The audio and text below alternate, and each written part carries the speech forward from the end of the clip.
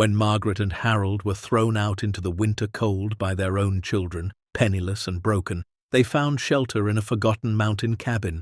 But what waited beneath the stone floor would prove their family wrong in the most shocking way imaginable. Before we dive into this unbelievable true story, make sure to smash subscribe, because tomorrow we have an extra special story for you that will blow your mind. The wind that November carried a bite that felt personal, like the kind of cold that finds your bones and settles in for the season. Margaret stood at the kitchen sink of the small ranch house on the edge of Missoula, Montana, washing dishes that didn't belong to her anymore. Her hands, 68 years worn and weathered from a lifetime of work, moved slowly through the warm, soapy water. She watched through the window as the first real snow of the season began to fall, soft and silent, covering everything in white. Behind her, Harold sat at the kitchen table, his carpenter's hands folded in front of him, knuckles swollen with arthritis that had ended his career 3 years earlier. He was 72, with silver hair and eyes that had once sparkled with pride, but now carried something heavier. Defeat, maybe. Or just the quiet exhaustion of a man who had given everything and was only now realizing it hadn't been enough. They had been married for 46 years. 46 years of building a life together, raising 3 children, sacrificing every dream they'd ever had so those children could have more. Robert, their oldest, was now a real estate developer in Seattle. Susan, their middle child, had become a corporate lawyer in Denver. David, the baby, worked as an investment banker in San Francisco. Successful, wealthy, important. Everything Margaret and Harold had hoped for. Except somewhere along the way, those children had stopped seeing their parents as people. They'd become inconveniences, embarrassments, burdens. It started small. Robert stopped inviting them to company events because their clothes were too worn, too plain.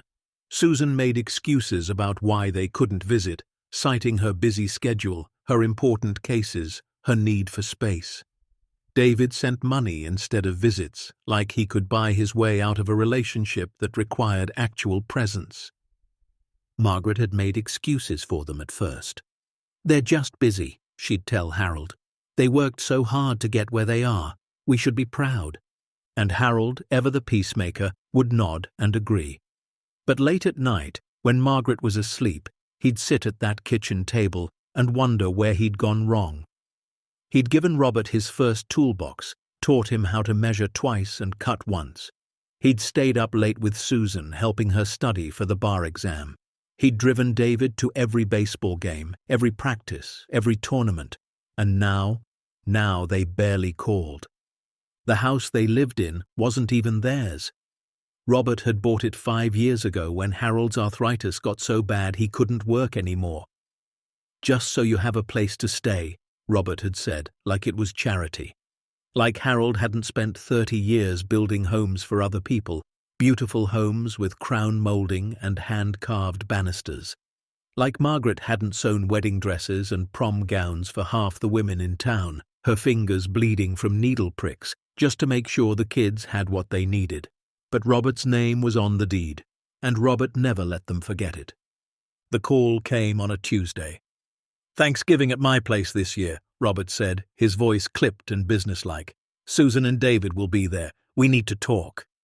Margaret's stomach had twisted. "We need to talk." Nothing good ever followed those words. They drove the 6 hours to Seattle in their 1998 Chevy pickup, the heater barely working, the radio stuck on a station that played nothing but static. Harold drove, his hands tight on the wheel, while Margaret stared out the window at the passing landscape. Pine trees gave way to mountains, mountains to highways, highways to the sprawling suburbs where Robert lived in a house that cost more than Harold had made in his entire life. The house was massive, 5 bedrooms, 4 bathrooms, a kitchen with marble countertops and appliances that looked like they belonged in a spaceship. Robert answered the door in a crisp polo shirt and khakis, his hair perfectly styled, his smile perfectly fake. "Mom, Dad," he said, not hugging them. "Come in." Inside, Susan stood near the fireplace, wine glass in hand, her suit probably worth more than Margaret's entire wardrobe. She gave a tight smile. "Hi." David sat on the leather couch, scrolling through his phone. He glanced up. "Hey." That was it. No warmth. No, "How was the drive?" No, "We missed you." Just cold politeness, like they were strangers at a business meeting. Dinner was catered. Of course it was. Robert's wife, a thin woman named Claire, who looked at Margaret and Harold like they were stains on her expensive rug, had arranged everything. Turkey, stuffing, mashed potatoes, cranberry sauce, all of it perfect, all of it tasteless. They ate in silence, the only sound the clinking of silverware against fine china. Margaret tried to make conversation. "The food is lovely, Claire. You did such a nice job." Claire smiled thinly. "I didn't make it. I had it delivered." More silence. Halfway through the meal, Margaret reached for the wine bottle to refill her glass. Her hand shook. It always did now, a tremor she couldn't control, and as she poured, some of the red wine splashed onto the cream-colored tablecloth, then onto Claire's pristine rug. The room froze. "Oh, God, I'm so sorry," Margaret stammered, grabbing her napkin and dabbing at the stain. "I didn't mean to." "Don't," Claire snapped, pulling the napkin from Margaret's hand. "You'll make it worse." Susan set down her fork. "Mum, how could you be so careless? I didn't mean—" "That rug cost $8,000, Robert said, his voice sharp. $8,000. Harold stood up. "It was an accident. We'll pay for it to be cleaned." Robert laughed, a cold, bitter sound. "With what? You don't have any money." The words hung in the air like poison. Margaret felt something break inside her chest. Not her heart, that had been breaking slowly for years. This was something else. Her dignity, maybe. Her last shred of hope that her children still saw her as human. David finally looked up from his phone. "Look, we've been talking, the three of us, and we think it's time you two figure out your own lives." "What does that mean?" Harold asked quietly. "It means," Susan said, setting down her wine glass, "we're tired of supporting you. You've been living in that house rent-free for 5 years. Robert's been paying your utilities, your property taxes. David sends you money every month. I've been covering your medical bills." "We never asked for—" Margaret started. "You didn't have to ask," Robert interrupted. "You made it our responsibility by not planning properly. You didn't save. You didn't invest. You just worked your little jobs and assumed we'd take care of you." Little jobs. Harold had built houses. Margaret had created art with fabric and thread, but to their children it had all been little. "You have 2 weeks, Robert said flatly. "Pack your things. The house is being sold." Margaret couldn't breathe. "Robert, please." "No," he said. "I'm done. We're all done. You're adults. Figure it out." Susan nodded. "It's better this way. Clean break." David didn't even look up. Harold reached for Margaret's hand. It was shaking worse now. "Let's go," he said softly. They gathered their coats in silence. No one said goodbye. No one walked them to the door. They just left, stepping out into the cold Seattle night, the first drops of rain beginning to fall. In the truck, Margaret finally broke, great heaving sobs that shook her whole body. Harold held her, his own eyes burning with tears he wouldn't let fall. "We gave them everything," she whispered. "Everything." "I know," Harold said. "I know." They drove back to Missoula through the night. 6 hours of darkness and rain and the sound of Margaret crying. When they arrived at the house that wasn't theirs, they found the locks had already been changed. Robert worked fast. Harold kicked the door open. It splintered easily. He'd built it, after all, and he knew exactly where it was weak. Inside, they packed what little they owned. Clothes, a few photographs, Margaret's sewing machine, Harold's toolbox. It all fit in the bed of the truck with room to spare. 46 years of marriage, 30-some years of raising children, and it all came down to a few boxes and bags. They left the keys on the kitchen table. The first night, They slept in the truck at a rest stop outside of town. The temperature dropped to 23 degrees. They huddled together under an old blanket, the heater running until they ran low on gas, then shutting it off and just holding each other. "What are we going to do?" Margaret asked. Harold stared at the ceiling of the truck cab. "I don't know." They tried a shelter the next day. It was full. The next one was full, too. Everywhere they went, doors closed. No room, no space, no help for two elderly people who'd worked their whole lives and still ended up with nothing. By the third day, the weather reports were dire. A massive winter storm was rolling down from Canada, expected to dump 3 feet of snow across Montana. Temperatures would drop below zero. It would be the worst storm in a decade. They needed shelter, real shelter. Harold remembered something his grandfather had told him once, back when Harold was just a boy. There were old logging cabins scattered throughout the Bitterroot Range, left over from the mining and lumber days of the 1920s and 30s. Most were collapsed or destroyed, but some still stood, forgotten, abandoned, but standing. "We could try to find one," Harold said. Margaret looked at him. "In the mountains? Harold, we're not young anymore." "I know, but what choice do we have?" She didn't have an answer. They drove north on Highway 93, then turned onto Forest Service roads that hadn't been maintained in years. The truck bounced over ruts and rocks, branches scraping the sides. The sky grew darker, heavy with the promise of snow. Harold drove slowly, eyes scanning the thick pine forest on either side. They passed 2 collapsed structures, nothing but rotted timber and rusted nails. Then 3 more, all destroyed by time and weather. The sun was setting when they found it. It sat in a small clearing, surrounded by towering pines that had probably been saplings when it was built. The structure was stone and timber, bigger than Harold expected. 2 stories, with a steep roof and a chimney that still stood straight. The windows were intact, though filthy.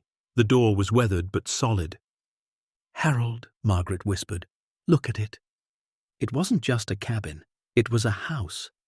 Someone had built this with care, with skill, with the intention of it lasting. Harold parked the truck and stepped out. The air was so cold it hurt to breathe.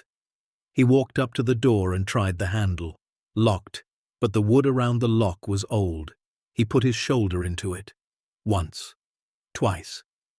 On the third hit, the door swung open with a groan that sounded almost human. Inside, it was dark and dusty, but surprisingly intact. The main room had a large stone fireplace, a wooden table, chairs. A staircase led up to what must have been bedrooms. The floors were solid. The walls were thick. "Margaret," he called. "It's good. It's really good." She came in slowly, looking around with wide eyes. "Who lived here?" "I don't know, but they knew how to build." They brought in their belongings as the first snowflakes began to fall. Big, fat flakes that came down fast and heavy. Within an hour, the ground was white. Within 2, the truck was buried up to its wheel wells. They were trapped, but at least they were inside. Harold built a fire in the fireplace using wood from a pile stacked neatly near the hearth. Whoever had lived here last had left it ready, like they'd planned to come back. The fire caught quickly, filling the room with warmth and light. Margaret sat in one of the chairs, wrapped in their blanket, staring at the flames. "This isn't how I thought our lives would turn out," she said quietly. Harold sat beside her. "Me neither. We gave them everything, college, weddings, down payments on their first homes. We went without so they wouldn't have to." "I know. And they threw us away like garbage." Harold reached for her hand. "Yes, they did." They sat in silence for a long time, the fire crackling, the wind howling outside. The storm had arrived in full force. Through the windows they could see nothing but white. The snow was so thick it looked like a wall. "We could die out here," Margaret said, not scared, just stating a fact. "We could," Harold agreed. "But at least we'd die together." She squeezed his hand.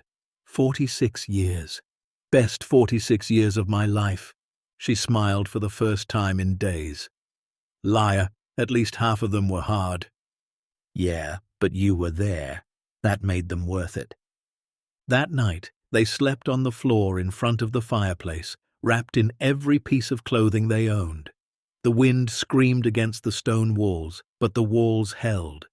The fire burned low but didn't go out, and somehow, against all odds, they slept. The days that followed blurred together into a routine of survival.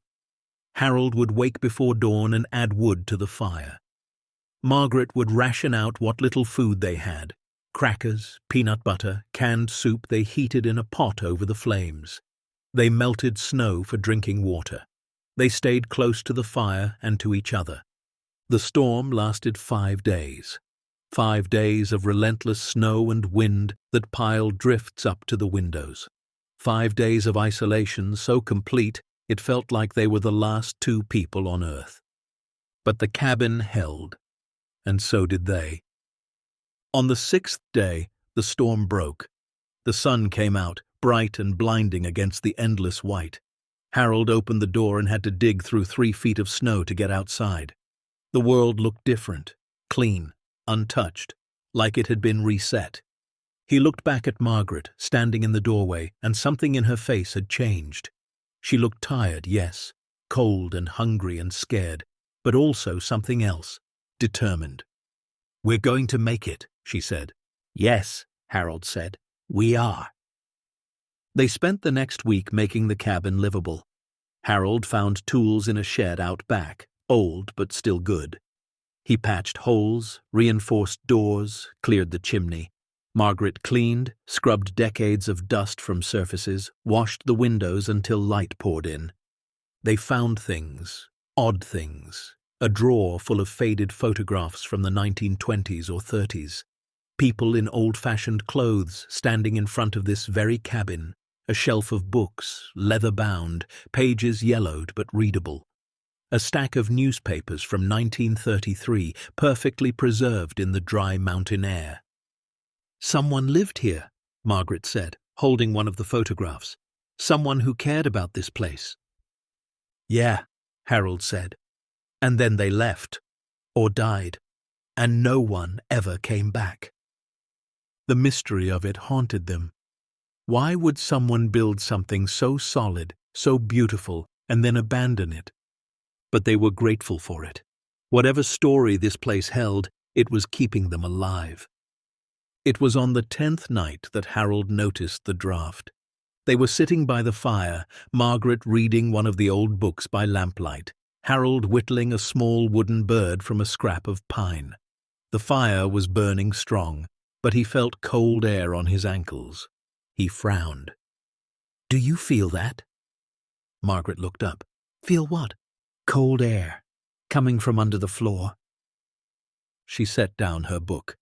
"Harold, the whole place is cold." "No, this is different." He got down on his hands and knees and ran his hand along the floorboards near the back wall. There, definitely a draft. Not from a crack or a gap. From underneath. "Help me move this rug," he said. Together they rolled back the large woven rug that covered most of the main room floor. Beneath it, the floorboards were wide and solid, probably original to the house. But near the back wall, there was something different. The boards there were slightly darker, like they'd been replaced or added later. Harold pressed on one. It moved. Margaret knelt beside him. "What is that?" "I don't know." He went to his toolbox and got a pry bar. Carefully, he wedged it under the edge of one board and lifted. It came up easily, too easily. Beneath it, instead of dirt or foundation, there was stone. Smooth, fitted stone. "That's not right," Harold muttered. He pried up another board, more stone, then another, and another. Within 20 minutes they'd uncovered a 3-foot by 3-foot section of carefully laid flagstones, completely different from the rest of the floor, and set into the center of that section was an iron ring. Margaret and Harold stared at it, then at each other. "Harold," Margaret whispered, "what is that?" Harold reached for the ring. His hand was shaking. He gripped the cold metal and pulled. The stone lifted. Beneath it was darkness and a smell, dry, old, undisturbed. The smell of air that hadn't moved in decades. Harold grabbed the flashlight they'd been using and shined it down into the opening. Stone steps, leading down into blackness. "There's something under this house," he said, his voice barely audible. Margaret grabbed his arm. "Harold, maybe we shouldn't..." "Shouldn't what? We're already here. We're already living in a stranger's abandoned house in the middle of nowhere." He looked at her. "What if there's something down there that can help us? Or hurt us?" "Margaret," his voice was gentle, "we've got nothing left to lose." She stared at the dark opening, at the stone steps disappearing into shadow. Her heart was pounding. Every instinct told her to leave it alone, to close it back up and forget they'd ever found it. But Harold was right. They had nothing. They were nothing. Their own children had made that clear.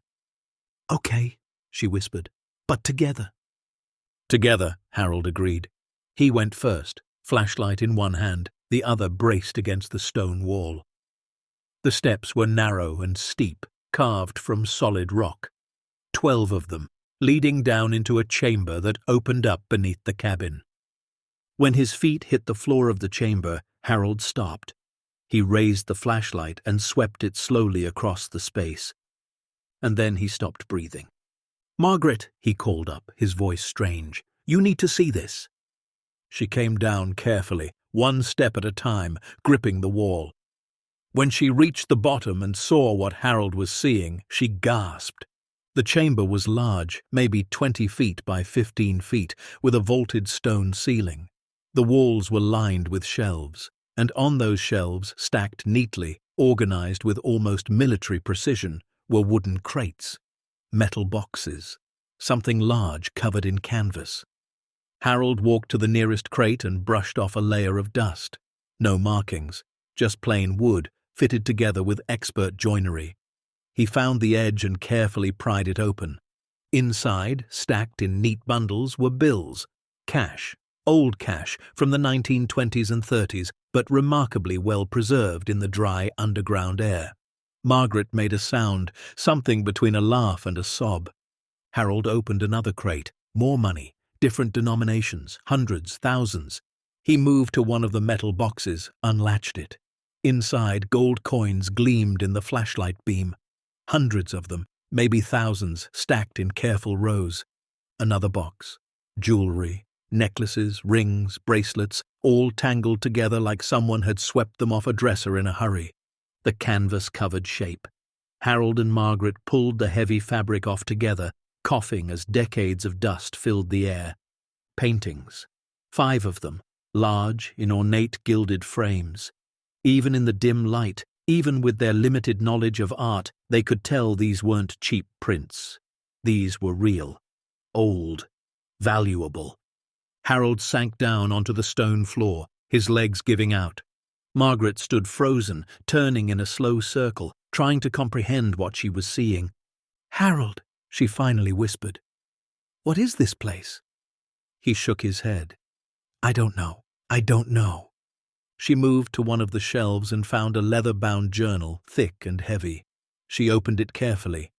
The first page had a name written in careful script, Thomas J. Whitaker, and a date, January 1st, 1933. Her hands trembled as she turned the pages. Entries. Months and months of entries. She read aloud, her voice shaking. January 15th, 1933. The country is falling apart. Banks are failing every day.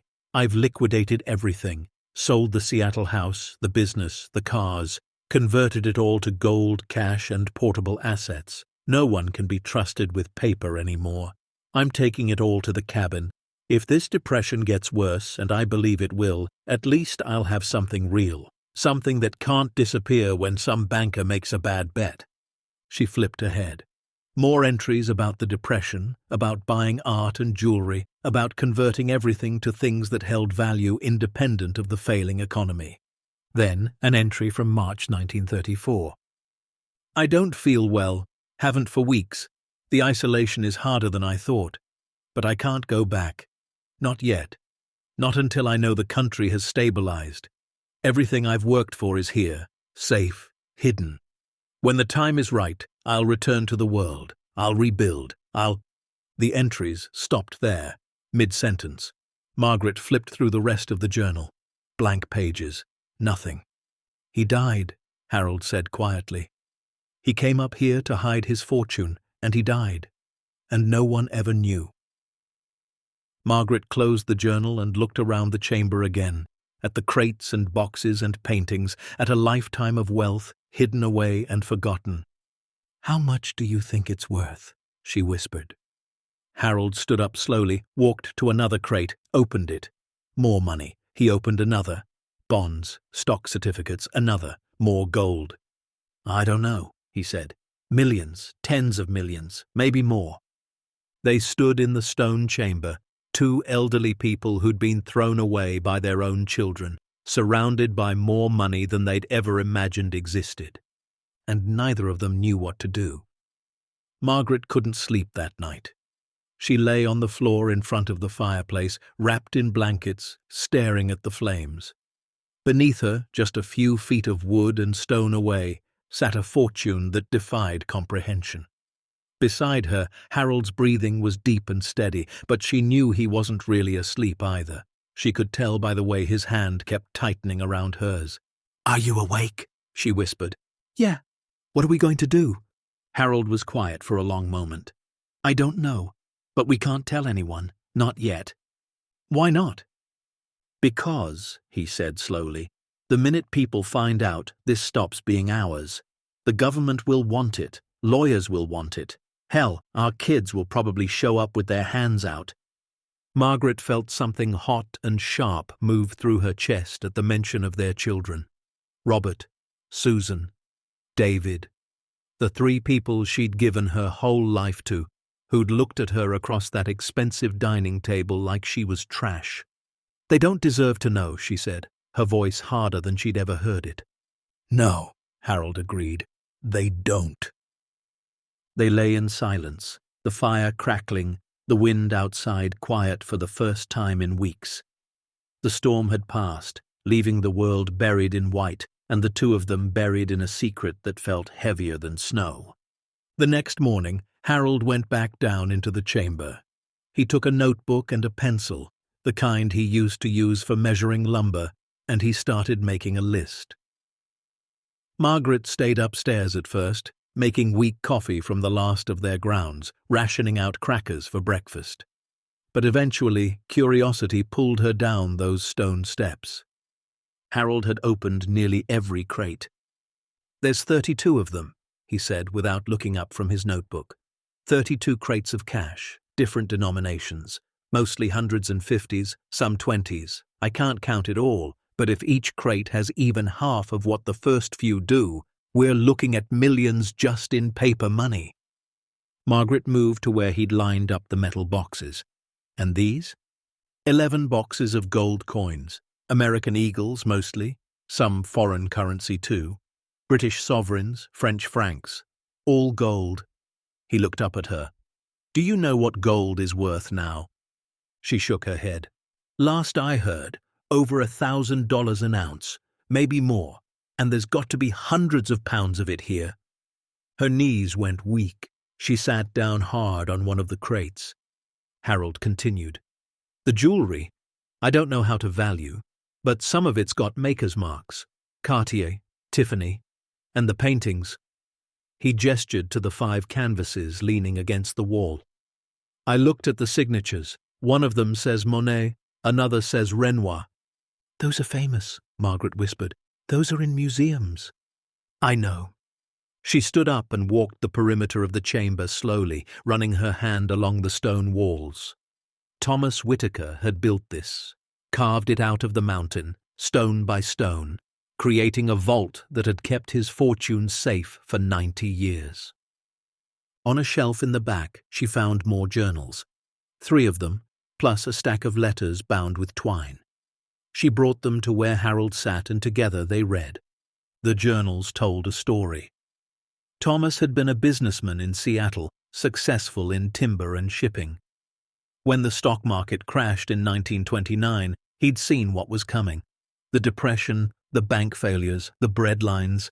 And he'd decided he wasn't going to be another victim. He sold everything, converted it all to assets that would hold value no matter what the economy did.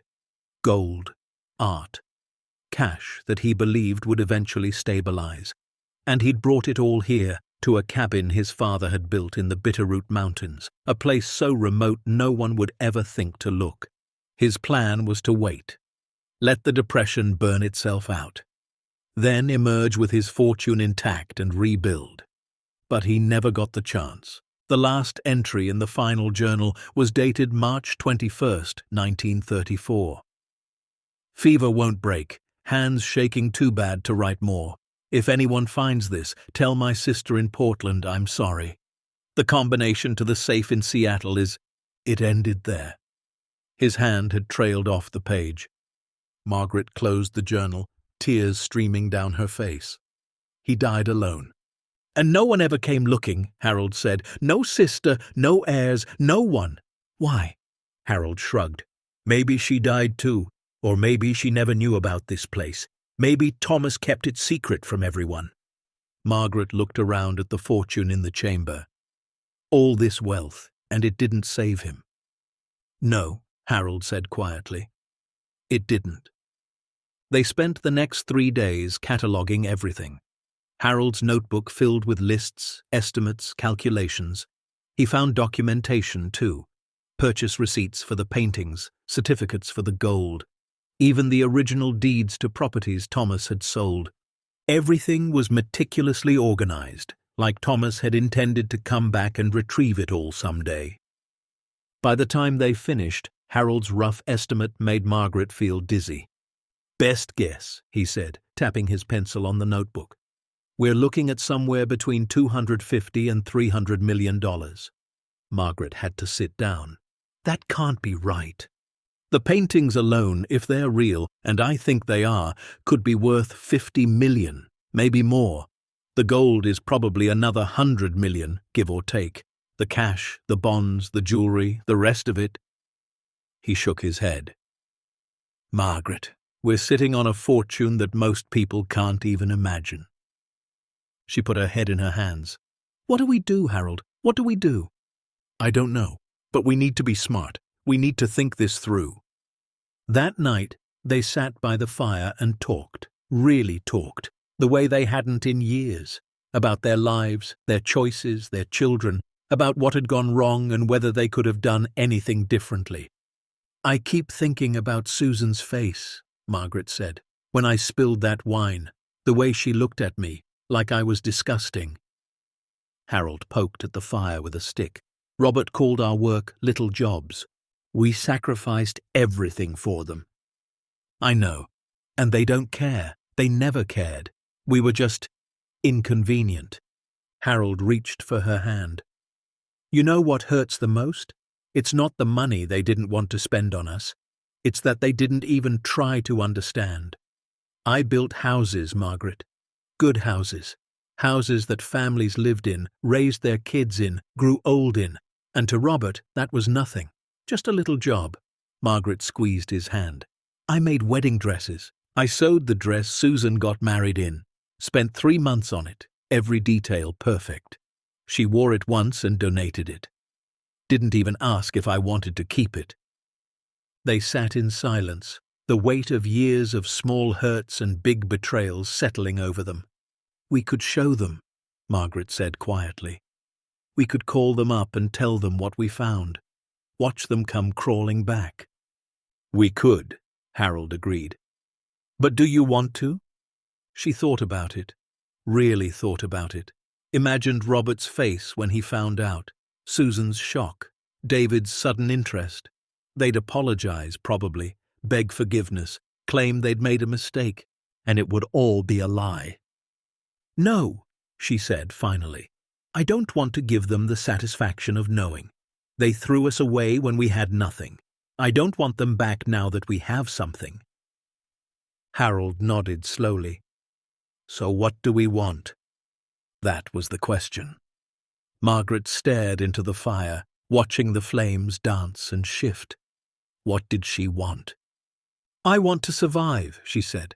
I want to be warm and fed and safe. I want dignity. I want to stop being afraid all the time. We can have that, Harold said. With what's down there, we can have that and more. But is it legal? Can we just take it? I don't know. That's the problem.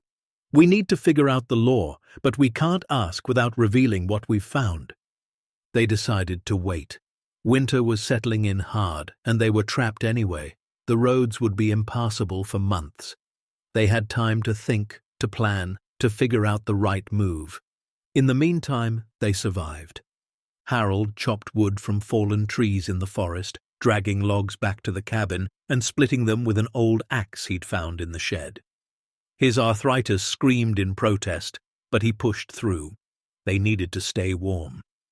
Margaret rationed their food with the precision of a general planning a campaign.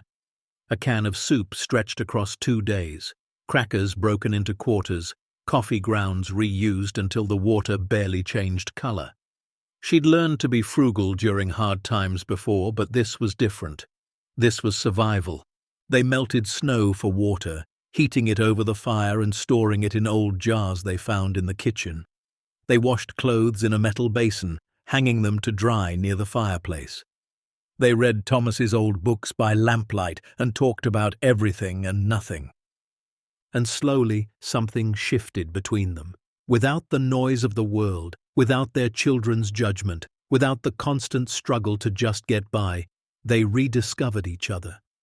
They laughed again. Harold carved little wooden animals by the fire and gave them to Margaret with silly stories about each one.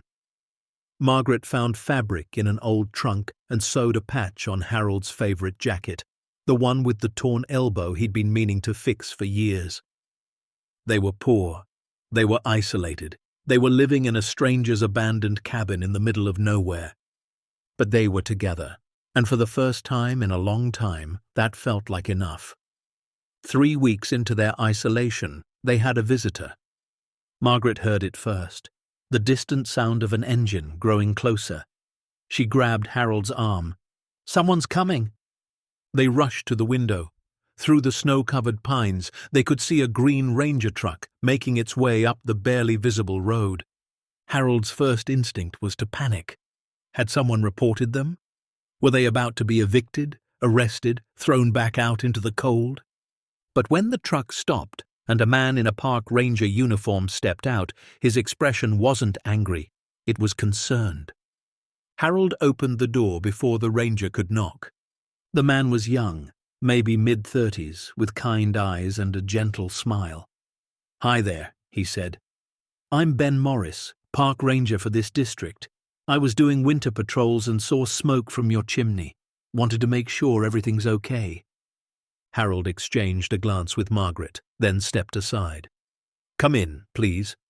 Ben entered, brushing snow from his jacket.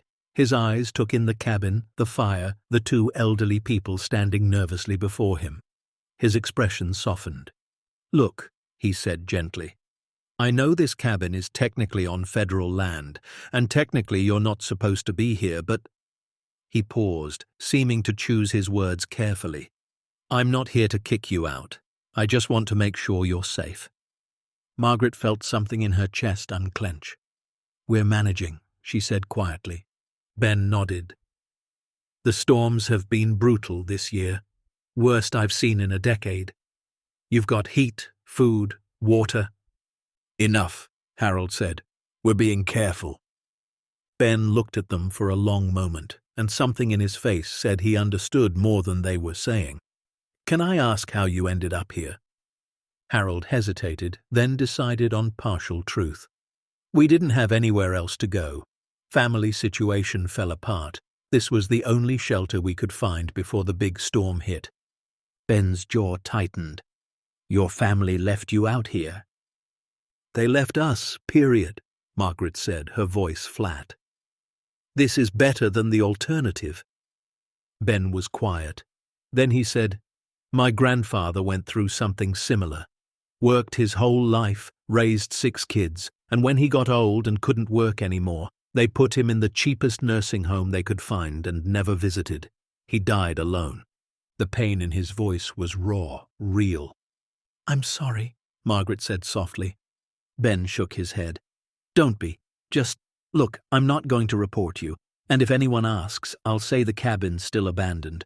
But I want to help. I can bring supplies, food, batteries, whatever you need." Harold felt his throat tighten. "Why would you do that?" Ben smiled sadly. "Because someone should have helped my grandfather, and they didn't. I can't fix that, but maybe I can do better this time." He kept his word. A week later, he returned with boxes of canned goods, fresh batteries, medical supplies, even a propane heater. He refused any payment. "I get paid by the park service," he said. "I don't need your money. Just promise me you'll be safe." "We will," Margaret said. "Thank you, Ben." He became a regular visitor after that, stopping by every week or so to check on them and bring supplies. They learned he was engaged, planning a wedding in the spring. His fiancée was a teacher. They were saving for a house, but struggling with the down payment. "Everything's so expensive," he said one afternoon, sitting by their fire. "We both work full-time, and we still can't get ahead." Harold and Margaret exchanged glances. They knew that struggle. They'd lived it for decades. As Ben talked about his dreams, his hopes, his determination to build something good, Margaret felt something warm spread through her chest. This was what a child should be. Caring, generous, present. Not Robert or Susan or David with their expensive houses and cold hearts. Ben with his modest salary and enormous kindness. After he left that day, Margaret turned to Harold. "When we figure out what to do with what's down there, I want to help him." "I was thinking the same thing," Harold said. But first, they had to survive the winter. January arrived with a vengeance. The temperature dropped so low that ice formed on the inside of the windows. Harold kept the fire burning day and night, but it wasn't enough. The cold seeped through the stone walls like it was searching for them. And then Margaret got sick. It started with a cough. Just a little thing, barely noticeable. But within 2 days, she was running a fever. Within 3, she could barely get out of bed. Harold was terrified. They had no doctor, no hospital, no way to get help. He did everything he could think of. Kept her warm, made her drink water, used the medical supplies Ben had brought. But she kept getting worse. Her fever spiked to 103 degrees. She was delirious, talking to people who weren't there. Sometimes she thought she was back in her old house, arguing with Robert. Sometimes she was young again, on her wedding day, promising Harold forever. Harold sat beside her day and night, wiping her forehead with a cool cloth, whispering prayers he hadn't said since he was a child. "Don't leave me," he whispered. "Please, Margaret, don't leave me alone." On the 4th day, Ben showed up for his weekly visit and immediately saw something was wrong. Harold must have looked terrible because Ben's face went pale. "What happened?" "She's sick," Harold said, his voice breaking. "I don't know what to do." Ben rushed to Margaret's side, checking her pulse, her temperature. "She needs antibiotics, maybe a hospital." "No hospitals," Margaret mumbled, barely conscious. "Just let me rest." Ben looked at Harold. "I can call for a medical evacuation, get her airlifted out."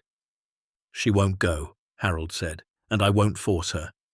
Ben ran his hand through his hair, thinking, Okay.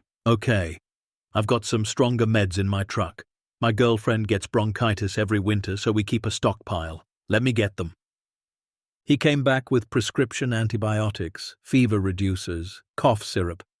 These helped her. Maybe they'll help your wife, too. Harold took them with shaking hands. "Thank you." Ben stayed for 2 hours, helping Harold get medicine into Margaret, making sure she drank water, stoking the fire to keep the cabin warm. Before he left, he put a hand on Harold's shoulder. "My dad walked out on us when I was 7, he said quietly. Left my mum with 3 kids and no money. We would have been homeless if my grandparents hadn't taken us in. I know what it's like when family fails you." He paused. "But you've got me now. I'll check on you every day until she's better." And he did. Every single day, Ben made the long drive up the mountain to check on Margaret. He brought soup his fiancée had made. He brought warm blankets. He sat with Harold and talked to keep his spirits up. Slowly, Margaret improved. The fever broke, the cough eased. By the end of the 2nd week, she was sitting up, eating broth, managing weak smiles. "You scared me," Harold said, holding her hand. "Scared myself," she admitted. Her voice was raspy, worn. "Thought I was going to die in this place." "Don't talk like that." "Harold, I'm 68 years old. I've got arthritis in my hands, high blood pressure, and we're living in a cabin in the mountains with no running water.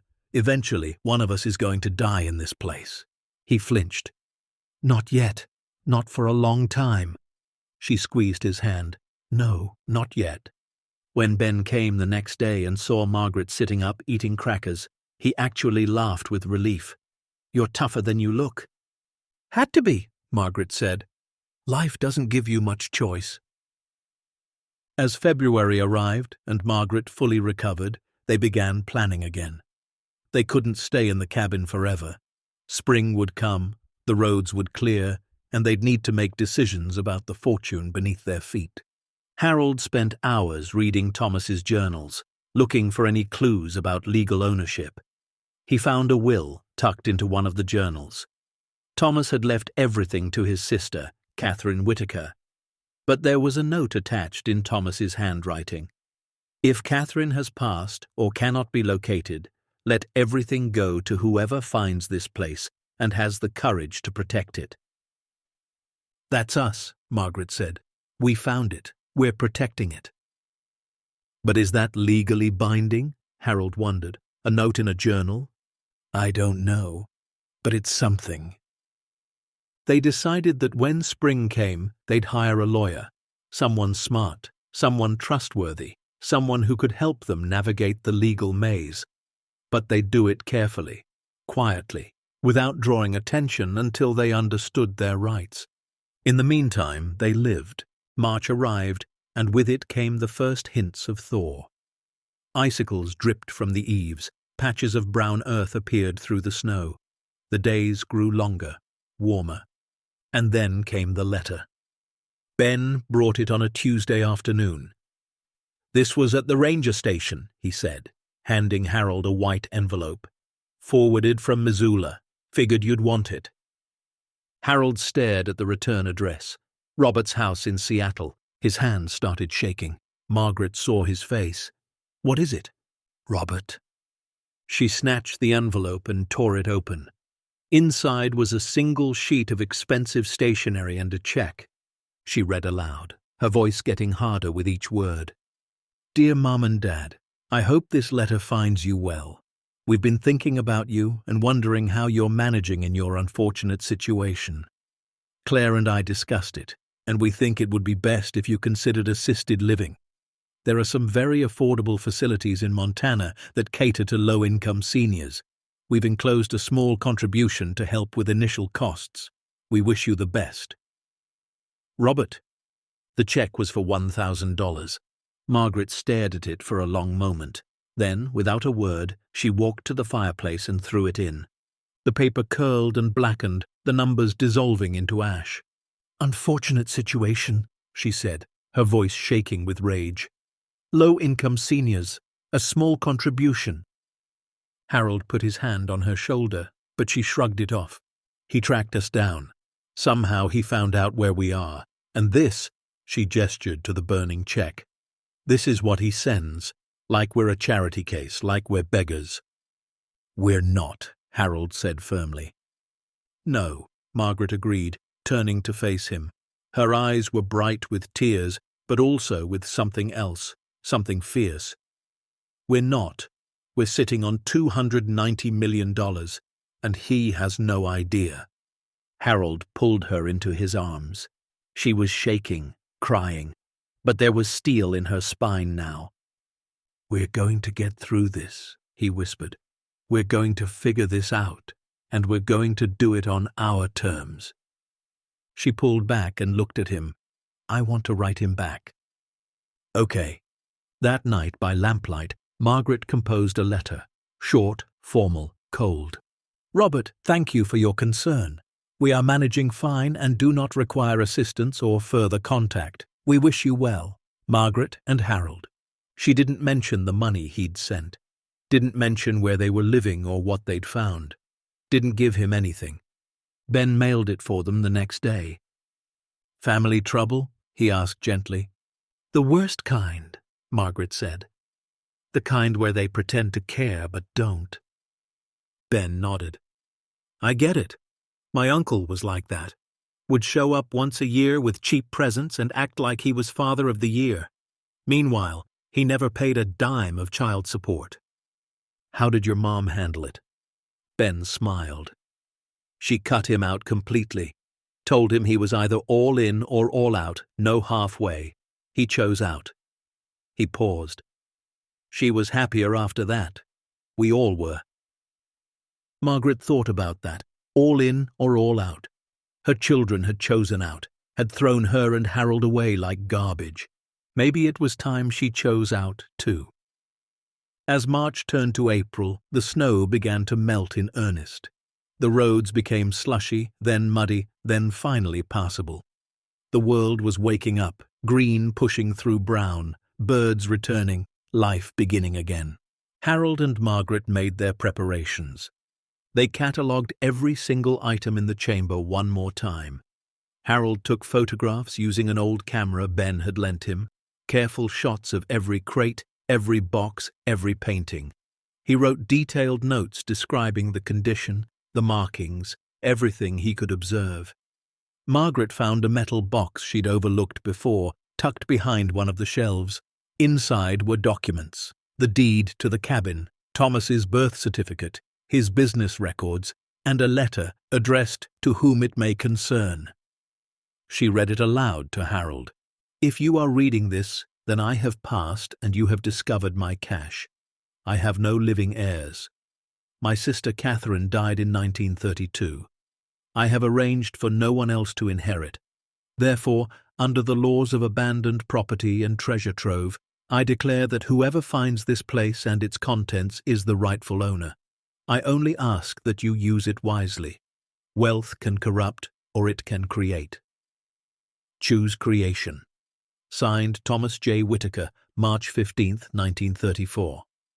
Harold sat back. "That's pretty clear. Is it legal?" "I don't know, but it's something. It's his intent in his own words." They packaged all the documents carefully. They sealed the chamber back up, replacing the floorboards and the rug. They made the cabin look as undisturbed as possible. And on a clear morning in mid-April, they packed their few belongings into their old truck and prepared to leave. Ben came to say goodbye. He looked sad. "You're really going?" "We have to," Harold said. "We can't live up here forever. And we have some things to take care of." Ben nodded. "Where will you go?" "Missoula, to start. We need to find a lawyer, figure some things out." "Will I see you again?" Margaret stepped forward and hugged him. "Yes, I promise you will." Ben hugged her back, and Harold saw tears in the young man's eyes. "You two remind me that there are still good people in the world," Ben said. "So are you," Margaret said. "Don't ever forget that." They climbed into the truck, Harold behind the wheel, Margaret in the passenger seat. As they drove down the mountain, Margaret turned back one more time to look at the cabin. It sat there among the pines, stone and timber, solid and secret, waiting. "Are we doing the right thing?" she asked. Harold reached for her hand. "I don't know, but we're doing something. That's more than we had before." The truck rumbled down the dirt road, leaving the cabin behind. Inside that cabin, beneath the floorboards, a fortune waited. A fortune that might change their lives. A fortune that might give them back their dignity, or a fortune that might destroy them. Only time would tell. But as they drove toward Missoula, toward lawyers and questions and uncertain futures, Margaret felt something she hadn't felt in months. Hope. Not the desperate, clinging hope of someone drowning, but the solid, steady hope of someone who had survived the worst and was ready to face what came next. Beside her, Harold squeezed her hand. "Whatever happens," he said, "we're in this together." Together, Margaret agreed, and for now, that was enough. The law office of Catherine Reeves sat on a quiet street in downtown Missoula, tucked between a coffee shop and a vintage bookstore. The building was old brick, worn but dignified, with ivy creeping up one side. Harold parked the truck across the street and he and Margaret sat for a moment, neither moving. "Last chance to turn back," Harold said quietly. Margaret looked at him. "And go where? Do what?" "Harold, we can't live in that cabin forever, and we can't just leave what's there to rot for another 90 years. "I know, but once we walk through that door, everything changes." "Everything already changed," she said. "The moment our children threw us away, the moment we found that chamber. We're just catching up to it now." Harold nodded slowly. "Okay, let's do this." The reception area was small and warm, decorated with plants and watercolor paintings of Montana landscapes. A young woman at the desk looked up and smiled. "Can I help you?" "We have an appointment with Catherine Reeves," Harold said. "Harold and Margaret Monroe." "Oh, yes, she's expecting you. Just one moment." She disappeared through a door and returned seconds later with a woman in her mid-50s, wearing jeans and a blazer, her grey hair pulled back in a practical ponytail. Catherine Reeves had the look of someone who'd seen a lot and wasn't easily surprised. "Mr. and Mrs. Monroe," she said, extending her hand. "Come on back." Her office was cluttered with files and books, a desk covered in papers, and a window that looked out onto the street. She gestured to 2 chairs and sat behind her desk. "So," she said, folding her hands, "you said on the phone you'd found some abandoned property and needed legal advice. Tell me everything." Harold and Margaret exchanged glances. They'd rehearsed this moment a dozen times, but now that it was here, the words felt stuck. Margaret pulled out the envelope they'd prepared. "It's probably easier if you just look at this first." Catherine opened the envelope and began pulling out documents. The photographs Harold had taken, copies of Thomas Whitaker's journals, the letter declaring his intent, receipts and certificates. Her expression stayed neutral as she flipped through the first few pages. Then she stopped, went back, looked at a photograph more carefully. "Is this real?" she asked, her voice very quiet.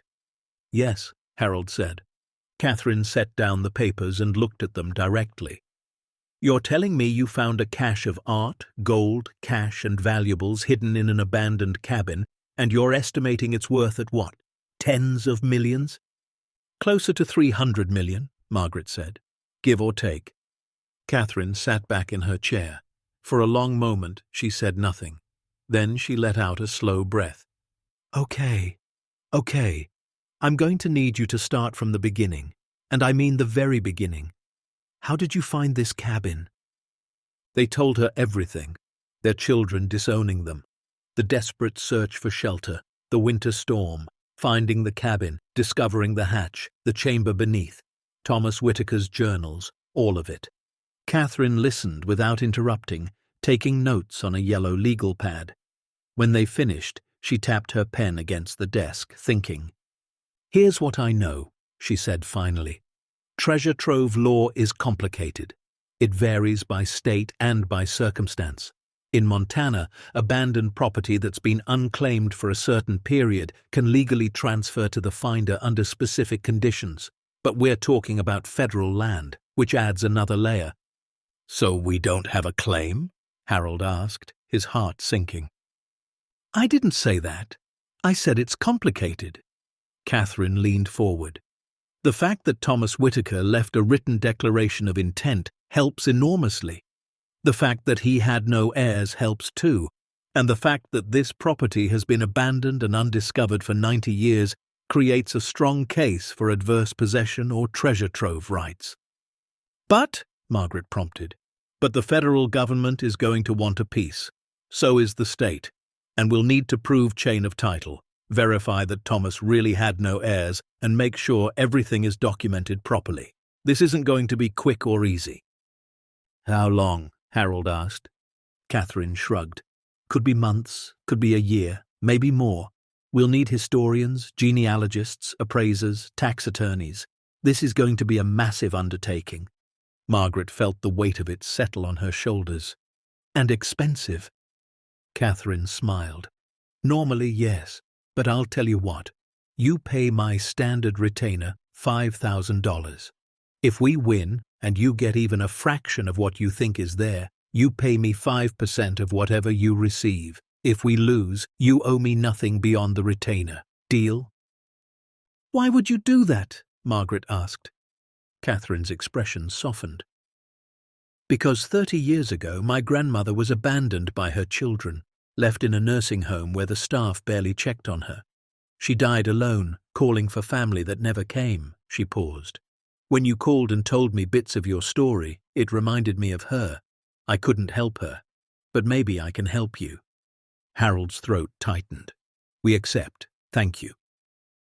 Over the next week, Catherine moved fast. She filed discovery claims with the federal government. She hired a genealogist to track down any possible Whittaker heirs. She brought in an art appraiser from Seattle to examine Harold's photographs of the paintings. The appraiser called her back within 2 days, his voice shaking. Catherine, if these are authentic, and I believe they are, you're looking at paintings that have been lost for nearly a century. The Monet alone could fetch $20 million at auction, maybe more. Catherine hung up and immediately called Margaret and Harold, who were staying in a cheap motel on the edge of town. We need to secure that site, she said, right now, before anyone else finds out. Harold drove back up to the cabin that same day with Catherine and a security specialist she'd hired. They installed motion sensors, hidden cameras, and reinforced the locks.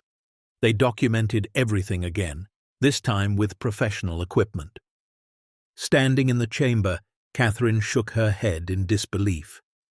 I've been practicing law for 28 years, she said, and I have never seen anything like this. Is it going to work? Harold asked. Are we going to be able to claim it? Catherine looked at the rows of crates, the stacks of gold, the paintings leaning against the stone wall. If there's any justice in this world, yes, but I won't lie to you, Harold. Powerful people are going to want this. The government, museums, maybe even criminals once word gets out. We need to be very, very careful. Back in Missoula, Harold and Margaret settled into a strange kind of waiting. They rented a small apartment, just a studio with a Murphy bed and a kitchenette, using the last of Harold's Social Security check. Catherine had advanced them some money against the eventual settlement, enough to live on, but they kept their expenses minimal. Old habits died hard. Margaret got a part-time job at a fabric store just to have something to do. Harold volunteered at a community workshop teaching basic carpentry to teenagers. They lived quietly, told no one about what they'd found, and waited for Catherine to work her magic. Weeks turned into months, the genealogist reported back. No living heirs. Thomas's sister Catherine had died in 1932, childless. Thomas himself never married, had no children. The Whittaker line ended with him. The art appraiser's full report came in. The paintings were authentic. The Monet, the Renoir, 2 others by lesser-known but still valuable artists. Conservative estimate, $60 million. The gold was assayed, 18,000 ounces, worth over $20 million at current market prices. The cash was harder to value. Some of it was worthless, old bills no longer in circulation. But much of it could be exchanged through the Federal Reserve. Estimated value, $12 million. The jewelry, the bonds, the stock certificates, everything else. Another $30 million, maybe more. Total conservative estimate, $290 million. Catherine presented the findings to the Federal Bureau of Land Management, the IRS, and the Montana Department of Revenue. She argued that under treasure trove law and Thomas Whitaker's clear written intent, Harold and Margaret were the rightful owners. The government pushed back. They wanted it all, argued it was found on federal land, therefore belonged to the federal government. Catherine fought, brought in legal precedents. Cases where finders had been awarded ownership, showed Thomas's letter, his clear declaration that whoever found it should have it. The negotiations dragged on. In June, Harold's arthritis flared up so badly he could barely open his hands. Margaret took him to a free clinic where a young doctor prescribed medication they couldn't afford. They went without. In July, their landlord raised the rent. They moved to an even smaller place, one room with a shared bathroom down the hall. In August, Margaret turned 69. Harold made her a cake from a box mix, and they ate it while sitting on the floor, their one piece of furniture, a folding table, being used to hold Catherine's latest legal documents. "Happy birthday," Harold said softly. Margaret looked around the dingy room at their meager possessions, at the life they were living while sitting on a potential fortune, and she laughed. "This is insane," she said. "We're millionaires living in poverty." "Not yet, we're not," Harold reminded her, "but soon. Maybe." She squeezed his hand. "Harold, what if it doesn't work out? What if the government takes it all? Then we're exactly where we were before, no worse off. But we'll know what we almost had." Harold pulled her close. "We'll still have each other, that's what matters." She wanted to believe him, but sitting in that tiny room eating cheap cake, she couldn't help but think about Robert's mansion, Susan's expensive car, David's luxury apartment, the children who had everything while their parents had nothing. In September, Ben came to visit. He'd been trying to call their old phone number, but it had been disconnected. He tracked them down through Catherine's office. When he saw the place they were living, his face fell. "You're here, but I thought—" He stopped. "Thought what?" Margaret asked. "I thought with your lawyer, with whatever you were working on, that things would be better by now." Harold gestured for him to sit on one of their two folding chairs. "It's complicated." Ben sat. "Talk to me." And because he'd been so kind, because he'd saved Margaret's life when she was sick, because he felt like the son they should have had, they told him everything. About the chamber, the fortune, the legal battle, all of it. Ben's eyes got wider and wider. When they finished, he sat in stunned silence. $290 million, he finally whispered. "Give or take," Harold said, "and you're living here. Until it's settled. If it's settled." Ben ran his hands through his hair. "This is crazy. This is absolutely crazy." "Tell us about it," Margaret said. Ben looked at them, really looked at them. Two elderly people, worn down by life and circumstance, sitting on a potential fortune while living in a room that probably cost $400 a month. "Is there anything I can do?" he asked. "You've already done so much," Margaret said. "Not enough." He reached into his pocket and pulled out his wallet. "Let me at least—" "No," Harold said firmly. "Ben, you've got your wedding coming up. You and your fiancé are saving for a house. We're not taking your money." "But—" Margaret put her hand on his. "When this is over, if we get what we're hoping for, we're going to help you. That's a promise. But right now, we're okay. We're surviving. We've been doing it our whole lives." Ben's eyes filled with tears. "You're the best people I've ever met." "We're just people," Harold said, "trying to do right." Ben visited them regularly after that, bringing groceries he claimed were extras from his pantry, helping Harold with odd jobs when his arthritis was bad, keeping them company when the waiting felt endless. And they waited. What happens next will turn their winter of survival into something nobody expected, reveal the truth about family and worth, and remind us that sometimes the people who discard you have no idea what you're truly capable of. Stay tuned to see what happens next. If you're enjoying the story, please like, share, and subscribe for more. In October, Catherine called them into her office. Her expression was unreadable. Margaret's heart sank. They said no.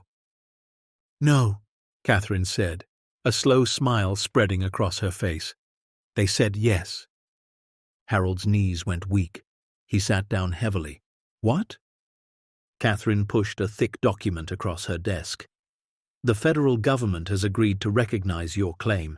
After review of all documentation, historical research, and legal precedent, they've determined that Thomas Whitaker's cash legally belongs to you as the finders, under treasure trove doctrine and the deceased's clear written intent. Margaret couldn't breathe. All of it? Not quite, Catherine said. There are tax obligations. Federal and state governments want 40% combined. That's non-negotiable. But the remaining 60% is yours, free and clear. Harold did the math in his head. 60% of $290 million, $174 million. He looked at Margaret. She was crying. There's more, Catherine said. The government wants to purchase 3 of the paintings for the Smithsonian. They're offering fair market value, which means another $30 million on top of everything else. And several museums have expressed interest in displaying the collection, with you retaining ownership but receiving substantial fees. Margaret put her head in her hands and sobbed. Catherine came around the desk and put a hand on her shoulder. You did it! You survived everything and you did it! The next 2 weeks were a blur of paperwork, meetings, and arrangements. Catherine brought in financial advisors, tax attorneys, security consultants. They set up a trust, established accounts, created legal protections. The first transfer happened on a Tuesday morning in late October. Harold and Margaret sat in a conference room at a bank in Missoula, surrounded by lawyers and advisors, watching as numbers appeared on a screen.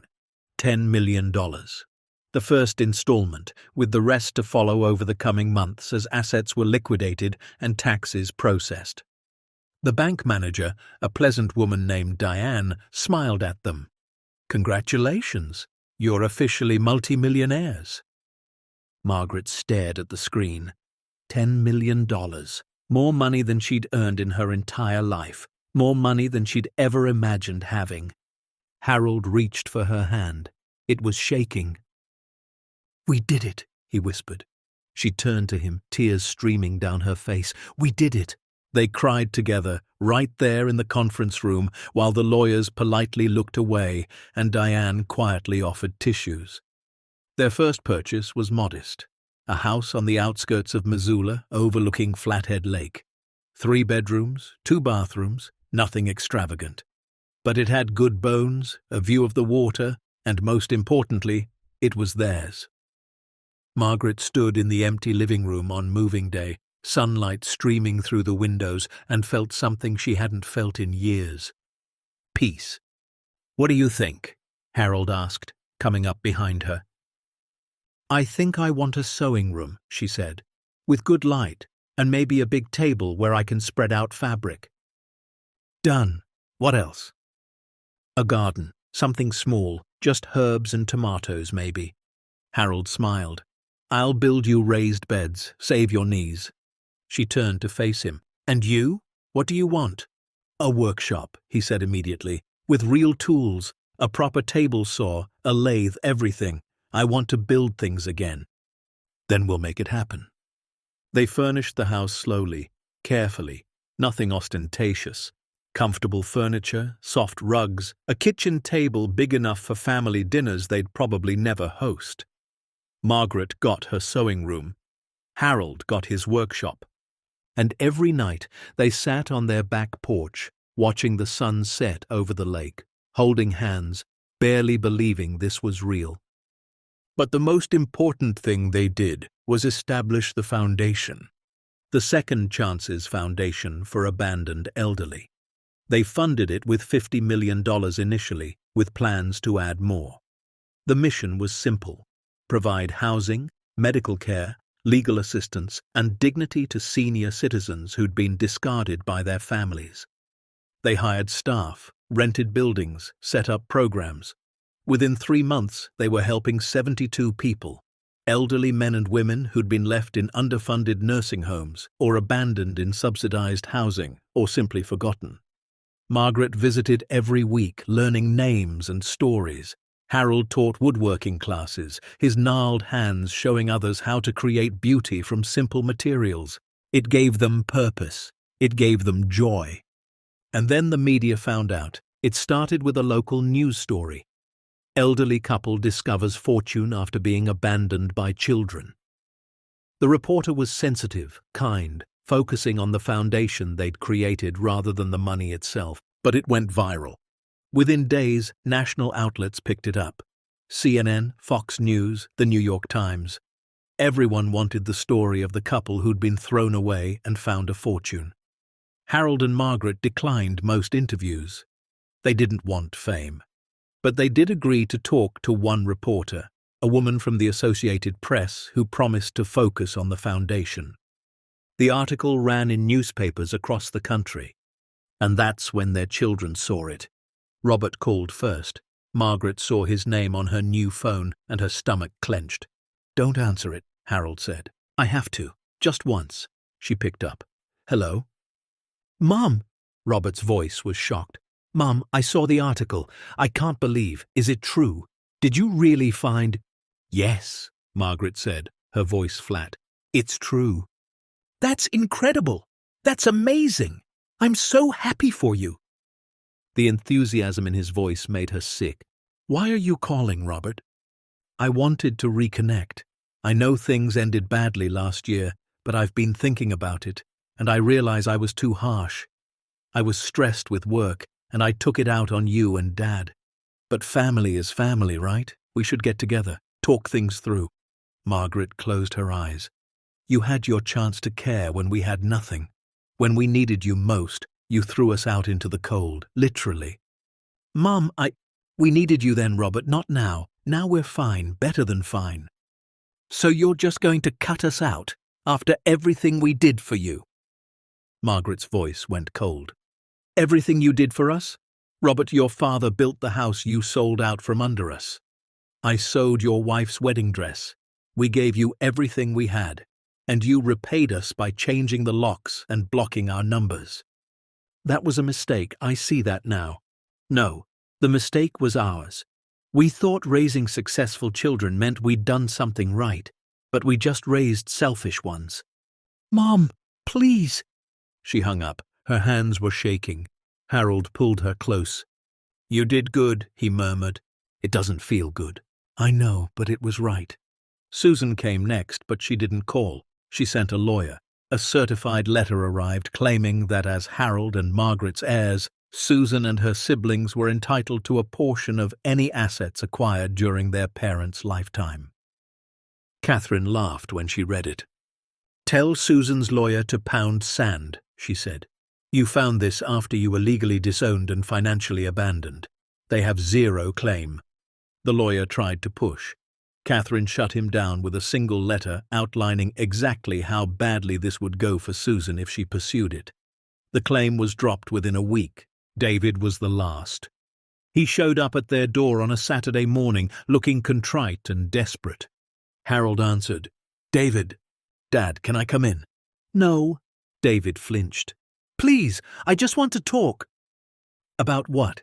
About how you sat on your brother's couch and said nothing while we were thrown out? About how you sent money instead of showing up?" "I was wrong," David said, tears in his eyes. "I know I was wrong. I was influenced by Robert and Susan. I should have stood up for you." "Yes, you should have. I want to make it right." Harold studied his youngest son, saw the expensive watch, the designer clothes, the BMW parked in the driveway, saw everything David had and everything he'd withheld when his parents had nothing. "You can't make it right," Harold said quietly. "You can't go back and be the son we needed. That moment is gone." "So that's it? You're just done with us?" "No, David, you were done with us. We're just accepting it." Harold closed the door. Inside, Margaret was waiting. "How do you feel?" "Sad," Harold admitted, "but also free." She understood. For years they'd carried the weight of their children's expectations, their disappointment, their casual cruelty. And now, finally, they were putting it down. The media coverage of their children's attempts to reconcile was brutal. The internet tore into Robert, Susan, and David. Robert's real estate business suffered. Susan faced professional consequences when her firm quietly suggested she take a leave. David became a social media parody of greed and entitlement. But Harold and Margaret took no pleasure in it. "They're still our children," Margaret said one night, "even if they stopped acting like it." "I know," Harold said, "but they made their choices. Now they live with them." By late November, the foundation was operational and thriving. They'd helped over 100 people. They'd partnered with social services, elder law attorneys, and medical providers. They'd created something real and lasting. Ben and his fiancée, Emma, got married in a small ceremony by the lake. Harold and Margaret were there, sitting in the front row. When Ben said his vows, his voice broke with emotion. Afterward, at the reception, Ben pulled them aside. "I have something for you," he said. He handed them an envelope. Inside was a wedding program. On the dedication page it read, "In honor of Harold and Margaret Monroe, who showed us that family is not about blood, but about who shows up when it matters most." Margaret couldn't speak. Harold embraced Ben like a son. "We're putting $20,000 towards your house down payment," Harold said, "and we won't hear any arguments." Ben tried to refuse. They insisted. Eventually, with tears in his eyes, he accepted. "You saved our lives," Margaret said. "When we were dying in that cabin, you showed up. You kept us alive. This is just a small thank you." "It's not small to us," Emma said, wiping her own tears. "It's nothing compared to what you gave us," Harold said. "You gave us hope when we had none. You reminded us that good people still exist." As December arrived and the first snow fell, Harold and Margaret stood on their porch, watching flakes drift down onto the lake. "Do you ever think about going back?" Margaret asked. "To the cabin?" "Sometimes," Harold admitted, "just to see it, to remember. We should, one more time." So, on a clear winter morning, they drove back up into the Bitterroot Range. The roads were treacherous, but Harold drove carefully, and eventually they arrived at the clearing. The cabin stood as it had before, stone and timber, strong and silent. They'd had it legally transferred to the National Park Service, with the condition that Thomas Whitaker's story be preserved and shared. They walked inside. The space felt smaller than Margaret remembered. The fireplace where they'd huddled for warmth. The floor where they'd slept. The hatch that had changed everything. "We came here with nothing," Harold said softly. "And found everything," Margaret finished. They stood together in the quiet, remembering the cold, the fear, the desperation, and the moment when they'd discovered they were worth more than their children believed. Not because of money, but because they'd survived. Because they'd chosen kindness over bitterness. Because they'd built something good from the ashes of their old life. "Ready to go home?" Harold asked. Margaret took one last look around.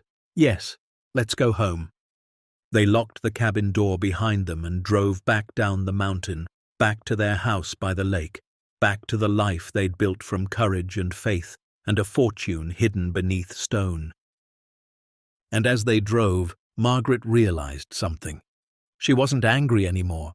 Not at Robert, Susan, or David. Not at the years of struggle or the casual cruelty. She was just free, free to live, free to help others, free to be exactly who she'd always been, but finally with the resources to make a difference. Beside her, Harold reached for her hand. "I love you," he said. "I love you too." And that, more than any fortune, was the real treasure they'd found. Spring arrived in Montana with the kind of gentle warmth that felt like a promise. The snow melted from the mountains in silver streams, wildflowers pushed through brown earth, and the world turned green again. Margaret stood in her garden, dirt under her fingernails, tomato seedlings arranged in neat rows before her. She was 70 now, her hair completely white, her hands still marked by that persistent tremor. But she was smiling. Harold came out of his workshop, sawdust clinging to his flannel shirt. He was 74 now, moving slower, his arthritis a constant companion, but his eyes were bright. "Got something to show you," he said. Margaret followed him inside. On his workbench sat a wooden box, beautifully crafted with dovetail joints and a hinged lid. He'd carved their initials on top, surrounded by a wreath of pine branches. "It's beautiful," she breathed.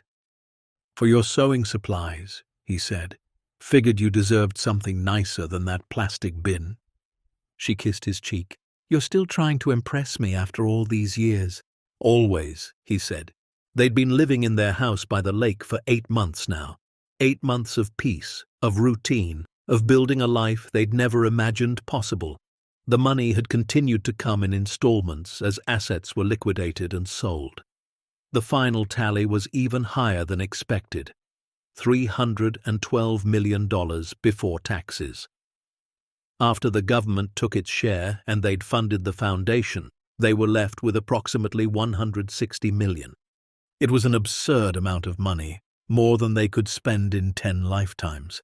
So they didn't try. They lived modestly, drove the same old truck, though Harold had finally replaced the failing heater, wore regular clothes from regular stores, ate at diners and cooked at home. The only real luxury was the house itself, and even that was simple compared to what they could afford. "Why don't we travel?" Margaret had asked once. "See Paris, Rome, all those places we always talked about?" Harold had considered it. "Do you want to?" She'd thought for a long moment. "Honestly, I think I'm done running. We spent so long just trying to survive, to find a place to land. Now that we have one, I just want to stay." "Me too," Harold had said, relieved. But they did help others travel. The foundation had expanded rapidly. What started as emergency housing for 72 people had grown into a comprehensive program serving over 300 elderly individuals across Montana, Idaho, and Wyoming. They provided housing, medical care, legal assistance, and something harder to quantify: dignity. Each resident had their own apartment in one of the foundation's buildings, small but comfortable, with a kitchen, bathroom, living space. No more sharing rooms in underfunded nursing homes. No more depending on children who didn't care. Margaret visited the main facility in Missoula every Tuesday. She'd walk through the halls, stopping to chat with residents, learned their names, their stories, their favorite foods. She organized activities, sewing circles, book clubs, garden projects. Harold came on Thursdays, teaching woodworking in the workshop he'd helped design. One Tuesday in April, Margaret met a woman named Helen, 82 years old, brought to the foundation by social services after her daughter had abandoned her in a motel with $200 and no way to pay rent. Helen sat in her new apartment, looking around with disbelief. "This is really mine." "Really yours," Margaret confirmed. "For as long as you need it." "My daughter said I was too expensive, that she had her own life to live." Helen's voice cracked. "I raised her by myself, worked 3 jobs after her father left, put her through college, and she just—" She couldn't finish. Margaret sat beside her and took her hand. I know exactly how that feels." "You do?" "My 3 children threw me out during the coldest winter in a decade, changed the locks on the house, told me to figure out my own life." Margaret squeezed Helen's hand. "That's why this place exists, because no one should have to go through what we went through." Helen started crying. Margaret held her and let her cry. They sat like that for a long time, 2 women who'd been discarded by the people they'd loved most, finding comfort in shared pain and shared survival. Later that week, Harold got a call from Catherine, their lawyer. "I've got news," she said. "The Smithsonian exhibition is ready. They want you to come to Washington for the opening." The Smithsonian had purchased 3 of Thomas Whitaker's paintings, but they'd also arranged to borrow the others for a special exhibition. Fortune and Forgotten, the Whitaker collection. It would tell Thomas's story, Harold and Margaret's story, and showcase the remarkable art that had been hidden for 90 years. "We're not really exhibition people," Harold said hesitantly. "I know, but they've asked specifically for you to be there. They want to honor what you've done with the discovery, the foundation, the way you've helped people. It's part of the story now." Harold looked at Margaret. She shrugged. "Might be nice to see where the paintings ended up." So in late May, they flew to Washington, D.C., their first time on a plane in over 30 years. Ben and Emma came with them, the four of them walking through the Capitol together like an unlikely family. The exhibition was stunning. The paintings hung in a special gallery, lit perfectly, each one accompanied by plaques explaining its history. Thomas Whitaker's story was told through his journals, displayed in glass cases, and in the final room there was a section about Harold and Margaret. Photographs of them, copies of the letter Thomas had written, information about the Second Chances Foundation, and a video interview where they talked about finding the cash, about survival, about choosing to help rather than hoard. Margaret stood in front of a large photo of herself, taken just last month in the Foundation's garden. She barely recognized the woman in the picture. She looked happy, genuinely, deeply happy. "Weird, isn't it?" Harold said, coming up beside her. "Seeing yourself on a museum wall." "Surreal," she agreed. A woman approached them, middle-aged, well-dressed. "Excuse me, are you Harold and Margaret Monroe?" They nodded. The woman's eyes filled with tears. "I just wanted to thank you. My mother is in your foundation's Boise facility. You saved her life. My brothers and I, we couldn't take care of her anymore. We tried, but it was too much. We were going to have to put her in state care, and those places—" She shook her head. "But then we heard about your foundation, and now she has a home. She has friends. She's happy again." "What's your mother's name?" Margaret asked. Dorothy Chang." "I know Dorothy," Margaret said, smiling. "She makes the best dumplings I've ever tasted, brings them to the community dinners." The woman laughed through her tears. "That sounds like her." They talked for a few more minutes, then the woman left.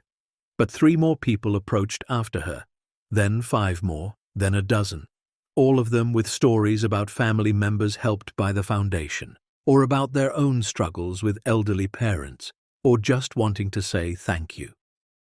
Harold and Margaret stood in the Smithsonian for 3 hours, talking to strangers who felt like friends, bearing witness to pain and offering hope. On the flight home, Emma leaned across the aisle. "You two are famous now. You know that, right?"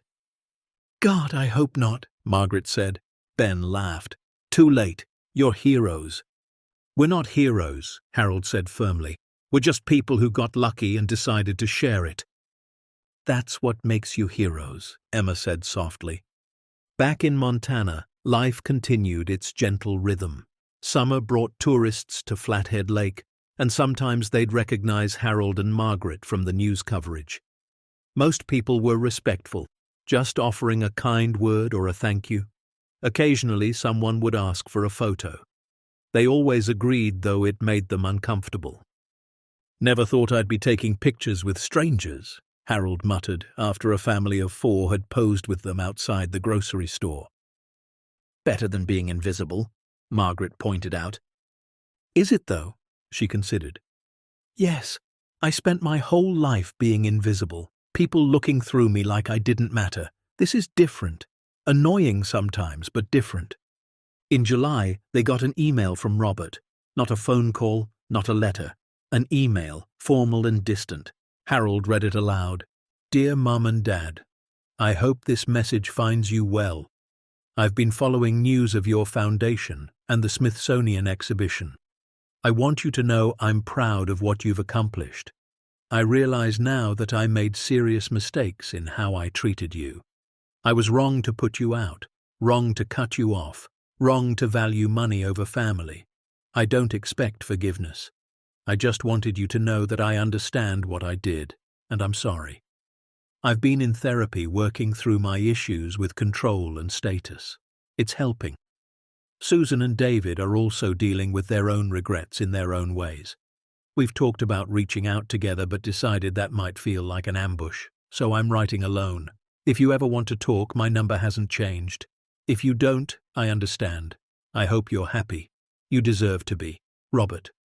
Harold set down the phone. Margaret was quiet for a long time. He's in therapy. Sounds like it. That's something, I guess. Is it enough? She shook her head slowly. I don't know. Part of me wants to call him. Part of me wants to pretend I never saw it. What does your heart say? Margaret pressed her hand to her chest. My heart is tired, Harold. It's been broken and mended and broken again. I don't know if it has room for more. Then we don't have to decide right now.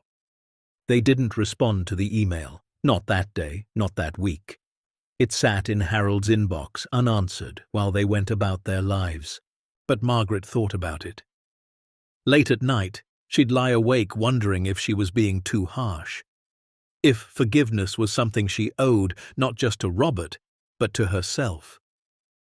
What would you do? She asked Harold one night. I'd protect you, he said simply. Whatever you decide, I'm with you. If you want to reconcile, we'll try. If you want to keep them at a distance, we'll do that. There's no right answer here, Margaret. Just what you can live with. In August, Margaret made a decision. She wrote back. Robert, thank you for your email. I'm glad you're working on yourself. That's important. But I'm not ready to have you back in my life. Maybe someday. Maybe never. I need you to respect that. Your father and I have built something good here, something that makes us happy. We can't risk that stability by letting people in who hurt us before, even if they're sorry. I hope you understand.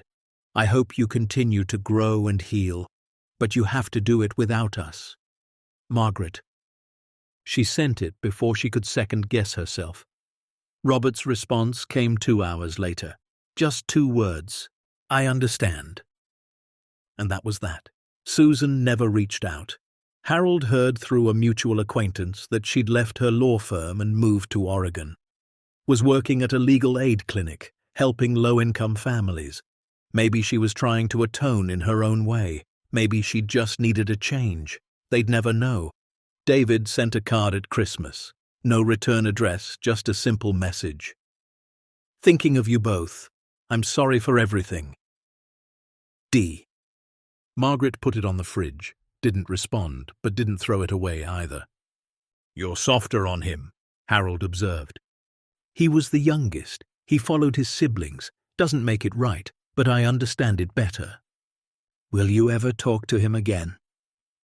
Maybe, if he keeps trying, if he shows up in person instead of hiding behind cards and emails. She paused. But not yet, not until I'm sure it's real. As fall arrived and the leaves turned gold and red around the lake, the foundation reached a milestone. They'd helped 500 people. 500 elderly individuals who'd been abandoned, forgotten, or simply couldn't afford proper care.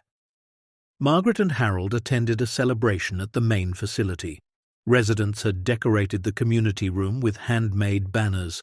Someone had baked a cake that said 500 reasons to celebrate in shaky frosting letters.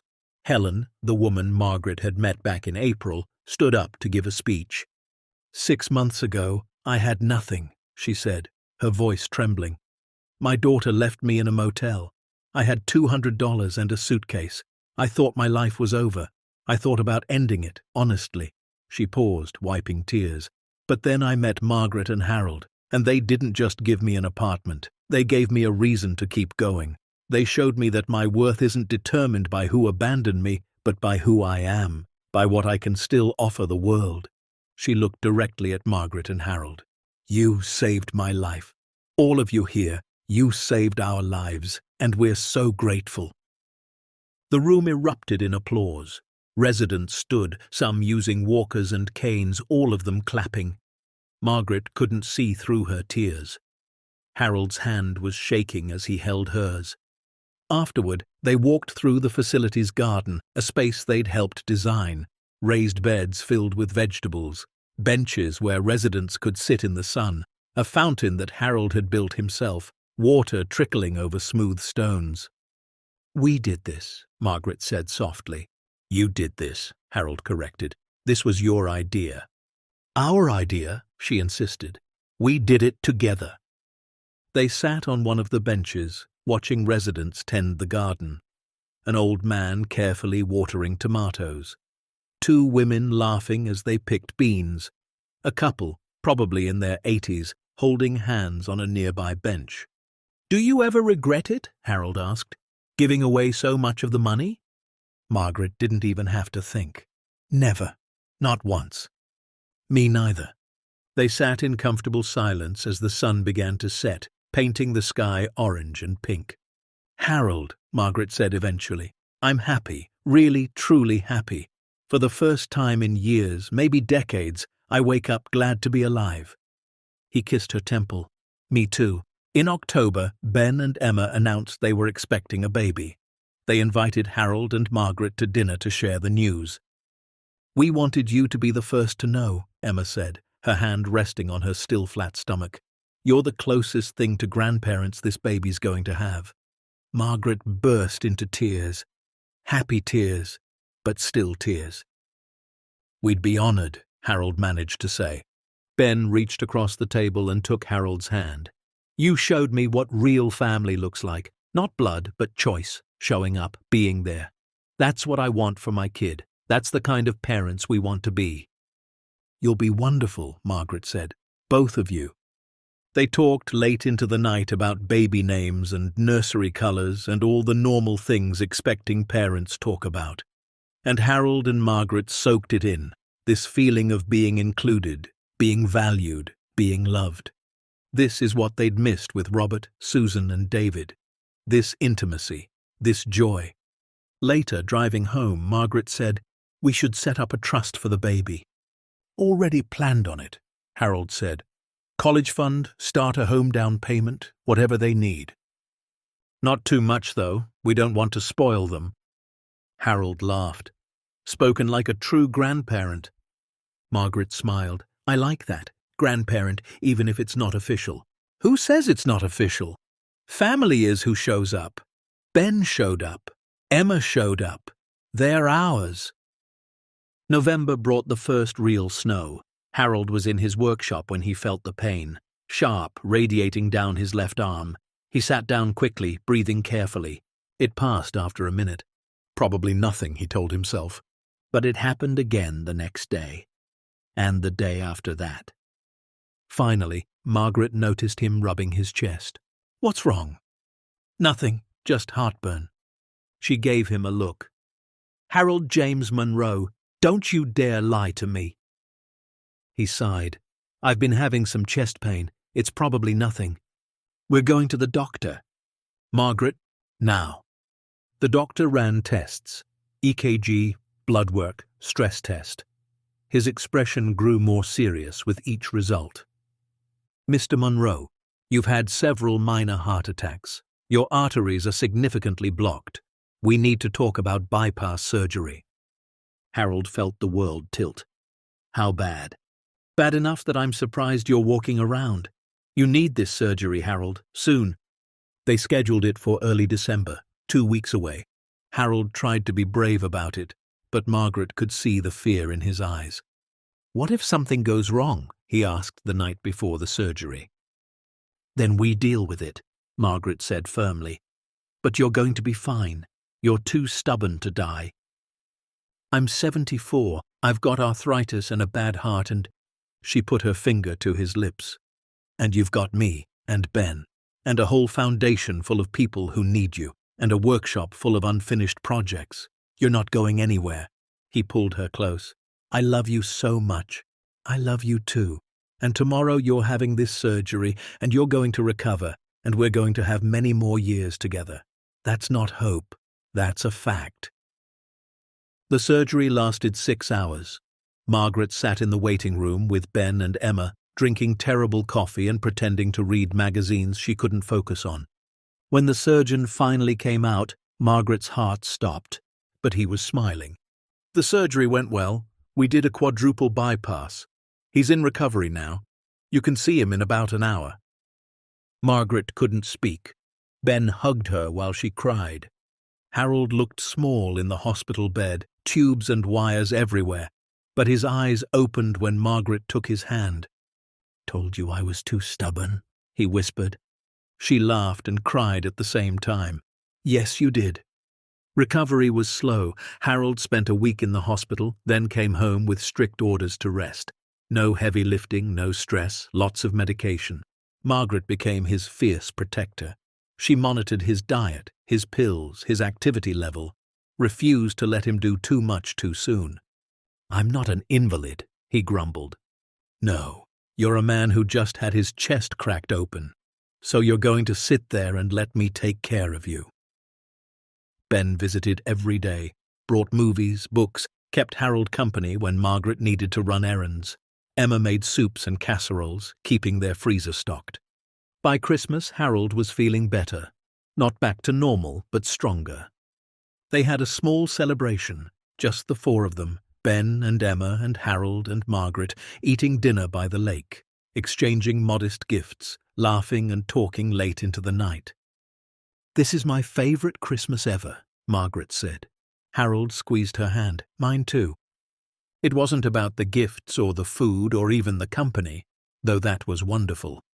It was about the peace, the lack of tension, no children judging them, no walking on eggshells, no wondering if they were good enough, just love, simple and pure. As the new year arrived, they reflected on everything that had changed in just 18 months, from desperate and homeless to stable and purposeful, from discarded to valued, from surviving to thriving. "What do you think Thomas would say?" Margaret asked one night, "if he could see what we did with his fortune?" Harold considered. "I think he'd be proud. He wanted it to create something good, and it has." They'd had the cabin declared a historic site. The Park Service was turning it into a small museum telling Thomas's story. There were talks of opening it for limited tours in the summer. "Part of me wants to keep it secret," Margaret admitted. "Keep it just ours." "It was never just ours," Harold said. "It was Thomas's. Then it was the mountains, hiding it for 90 years. Now it's history's. That feels right." In February, Emma gave birth to a healthy baby girl. They named her Margaret Hope. When Ben called with the news, Margaret sobbed so hard she couldn't breathe. "We wanted to honor you," Ben said. "Everything you've meant to us. Everything you've shown us about strength and kindness." "Can we come meet her?" Margaret managed to ask. "We're counting on it." At the hospital, Margaret held tiny Margaret Hope in her arms and felt something complete inside her. This baby would never doubt she was loved, would never wonder if she mattered. Ben and Emma would make sure of it. "She's perfect," Margaret whispered. "Just like her namesake," Emma said. Harold stood beside them, his hand on Margaret's shoulder, looking at this new life they'd helped make possible. Not genetically, not legally, but through love and support and showing up. "Welcome to the world, little one," he said softly. By spring, the foundation had expanded to 6 states. They'd helped over 800 people. The model was being studied by other organizations, replicated in different regions. Harold and Margaret could have stepped back, let others run it, but they didn't want to. "This gives me purpose," Margaret said. "I spent so many years feeling useless. Now I feel needed." They visited facilities, met residents, attended events. They weren't administrators sitting in an office. They were there, present, engaged. One afternoon in April, Margaret got a call from an unknown number. "Hello? Mom?" It was David. Her breath caught. "David? I'm in Missoula. I'm standing outside your foundation building. Can we talk? In person?" Margaret's heart raced. "How did you find me?" "It's not hard when you're on the news every other week," he paused. "Please, just 10 minutes. She looked at Harold. He nodded. "Okay, 10 minutes. They met in the foundation's garden. David looked different, thinner, older, wearing jeans and a simple shirt instead of his usual expensive suits. "Thank you for seeing me," he said. Margaret said nothing, just waited. "I've been sober for 6 months, David said. Didn't realize I had a drinking problem until I lost my job. then my apartment, then pretty much everything. He laughed bitterly. Turns out being disowned yourself gives you perspective. You lost your job? Yeah. The bank fired me after I made some bad decisions. Probably deserved it. He sat on a bench, looking exhausted. I ended up in a rehab facility in California. Did the whole 12 steps thing. Had to make amends to people I'd hurt. And you're here to make amends to us. Partly. But also to say thank you. Margaret blinked. Thank you? The foundation. It helped someone I know. A guy from my group. His grandmother was abandoned by her family. He told her about this place and she ended up in your Boise facility. He says it saved her life. David looked up at Margaret. He told me about the people who run it, a couple who'd been thrown out by their own kids, and I realized he was talking about you. Tears ran down his face. I'm so sorry, Mom. I'm so sorry for everything. I was selfish and cruel, and I let Robert and Susan influence me when I should have stood up for you. I can't take it back. I can only tell you that I see it now. I see what I did. And it makes me sick. Margaret sat beside him. Her instinct was to comfort him, to say it was okay, but it wasn't okay. I'm glad you're sober, she said carefully. I'm glad you're working on yourself. But David, you can't expect forgiveness just because you apologized. I know I don't expect anything. I just wanted you to know that I understand now what you and Dad went through, how hard it must have been. He wiped his eyes. I wanted to tell you that what you've built here is incredible. You took something horrible and turned it into something beautiful, and I'm proud to be your son, even though I don't deserve to be. They sat in silence for a while. Finally, Margaret said, I can't promise you a relationship. I can't promise I'll ever fully trust you again, but I can promise that I'll think about it. That's all I can give right now. David nodded. That's more than I deserve. He stood to leave, then turned back. Is Dad here? He's in the workshop. Can I see him just to apologize? Margaret hesitated, then nodded. Harold was sanding a wooden toy truck when they came in. He looked up and went very still. Dad, David said, his voice breaking. David, I'm so sorry. For everything. I know sorry isn't enough, but it's all I have. Harold set down his sandpaper and studied his youngest son, saw the genuine remorse, the pain, the change. Your mother and I needed you, Harold said quietly. When we had nothing, when we were desperate, we needed our children, and you weren't there. I know. That kind of hurt doesn't just go away because you say the right words now. I know that too. Harold picked up the toy truck, turned it over in his hands. But I also know that people can change. That's what the whole foundation is based on. Second chances. David's breath hitched. I'm not saying everything's okay. I'm not saying come to Sunday dinner. But I'm saying we'll see. You keep working on yourself. You stay sober. You show us, over time, that you've really changed.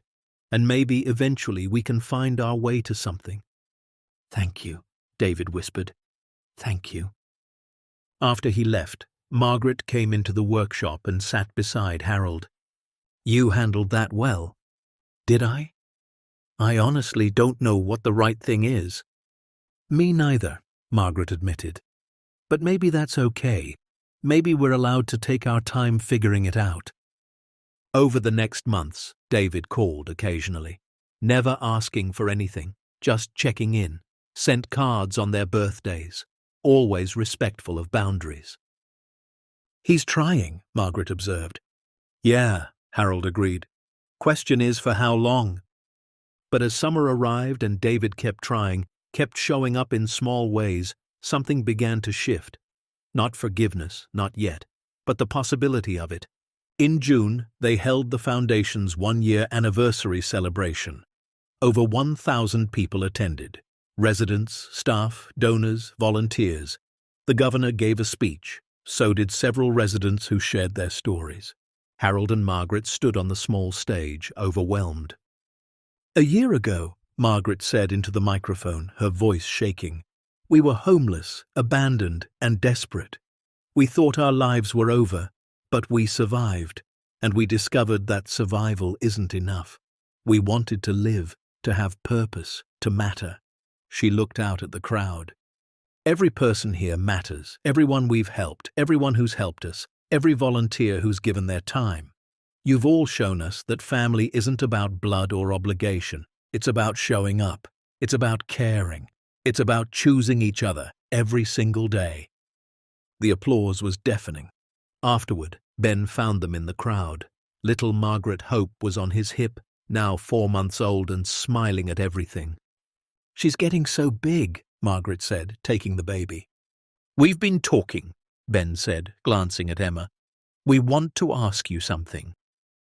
Anything, Harold said. Would you be her godparents, officially?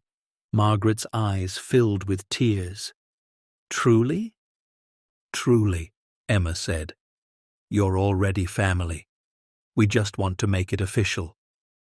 They had a small ceremony the next week at the lake. Nothing religious, just a gathering of friends. Ben and Emma stood with Harold and Margaret, little Margaret Hope in her grandmother's arms, and made promises. To protect her, to guide her, to show her what real love looks like. Margaret looked down at the baby who shared her name and whispered, I promise to show you that your worth isn't determined by who abandons you, but by who you become. I promise to teach you that kindness is strength, not weakness. And I promise to always, always show up. As fall arrived again, marking almost 2 full years since they'd found the cabin, Harold and Margaret took stock of their lives. The foundation was thriving, helping nearly 1,500 people across 8 states. Their investments were sound, ensuring they could fund operations indefinitely. Ben, Emma, and baby Margaret were healthy and happy. David was still sober, still trying, still keeping respectful distance while slowly earning back trust. And Harold and Margaret were at peace. They sat on their porch one evening, watching the sun set over Flathead Lake, the sky painted in shades of orange and purple. Do you ever think about that first night in the cabin? Harold asked. All the time, Margaret said. We were so scared. We thought we might die there. We almost did. I almost did. Harold squeezed her hand. But we didn't. We survived. And look at what came from it. Margaret looked at the life they'd built. The house, the foundation, the family they'd chosen. All of it born from desperation and discovery. Do you think we would have found it if our children hadn't thrown us out? Harold considered. No. We would have stayed in that house, stayed small, stayed invisible. They did us a favor in a terrible way. They forced us to become who we were meant to be. I don't want to thank them for it, Margaret said. We don't have to, but we can acknowledge it. They broke us, but we healed ourselves. They discarded us, but we discovered our worth. That's not their gift to us. That's ours to ourselves. As winter approached once more, they received one final letter from Robert. Margaret opened it, half expecting more excuses or self-pity, but the letter was different. Mom and Dad, I'm not asking for forgiveness anymore. I'm not asking for anything. I just wanted you to know that I've quit my real estate business. Claire and I are divorcing. I've sold the big house, and I'm moving to a small town in Oregon to teach vocational skills at a community college. I want to do something that matters, something that helps people instead of just making money. I don't expect you to be proud of me. I just wanted you to know that I'm trying to be better, trying to be someone worthy of having been your son. That's all. Robert. Margaret handed the letter to Harold. They read it together in silence. What do you think? She asked.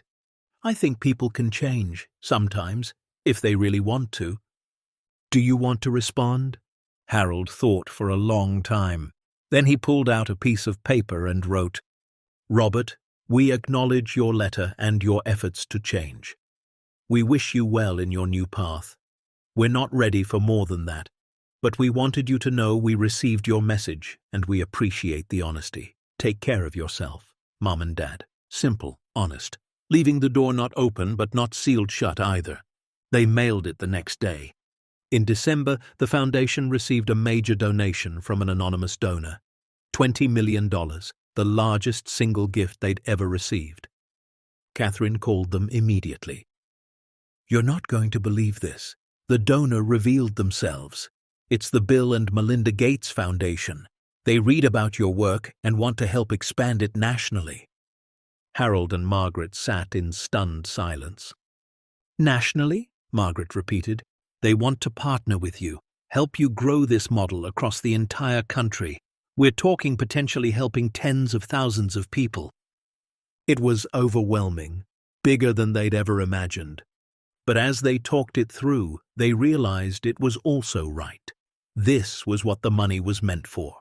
Not to sit in their account, but to create change, to help people, to spread hope. They agreed to the partnership. By the following spring, the Second Chances Foundation was operating in 20 states. The model was being studied by Congress as a potential blueprint for national elder care reform. Harold and Margaret were invited to testify. They stood before a congressional committee, two elderly people in simple clothes, and told their story. Told about being abandoned, about surviving, about finding a fortune and choosing to share it. "We didn't do this for recognition," Margaret said. "We did it because we know what it feels like to be thrown away, to be told you don't matter anymore, and we refuse to let that happen to others if we can prevent it." The committee gave them a standing ovation. The legislation didn't pass, not that year, but the conversation had started, and Harold and Margaret had planted a seed that would keep growing. On a warm evening in May, they celebrated Harold's 76th birthday. Ben and Emma brought little Margaret, now walking and babbling constantly. David drove up from Oregon, still sober, still trying. He brought a handmade card and kept his distance, respecting boundaries but showing he cared. They ate cake on the porch, told stories, watched the baby chase butterflies in the garden, and Margaret realized something profound. She was no longer defined by who had abandoned her. She was defined by who she'd become in spite of it, by what she'd built, by who she'd helped. Her worth had never been determined by Robert, Susan, or David's approval. It had always been there, intrinsic, waiting for her to recognize it. That night, after everyone had gone home, Margaret and Harold sat in their usual spots on the porch. "Harold," she said softly, "I'm not angry anymore." He looked at her. "At the kids?" "At anyone. I'm not angry, I'm not bitter, I'm just grateful." "Grateful?" "For this, for you, for surviving long enough to find out what we were capable of." She turned to him. "We could have died in that cabin. We came so close, but we didn't. And everything that came after, every person we've helped, every life we've touched, it all happened because we refused to give up." Harold pulled her close. "We did good, didn't we? We did better than good. We did meaningful." They sat in comfortable silence as stars appeared overhead, the lake reflecting moonlight like scattered diamonds. Anyone can choose dignity over bitterness and compassion over revenge if they remember that their worth was never determined by who abandoned them. As the sun set behind the mountains Margaret and Harold once survived, they understood the greatest treasure wasn't in the stone chamber beneath a forgotten cabin. It was in the strength they found in each other, the choice to rise without seeking vengeance, and the mission to ensure no one else would ever feel as alone as they once did. The couple who were disowned for being a burden had become the benefactors who refused to let others carry that same shame. Because for Margaret, for Harold, and for the thousands they would help, family wasn't about blood anymore. It was about who showed up when the winter came. The end. Up next, two more powerful stories of resilience and redemption. Click to discover them, and don't forget to hit subscribe if you believe kindness always finds a way home.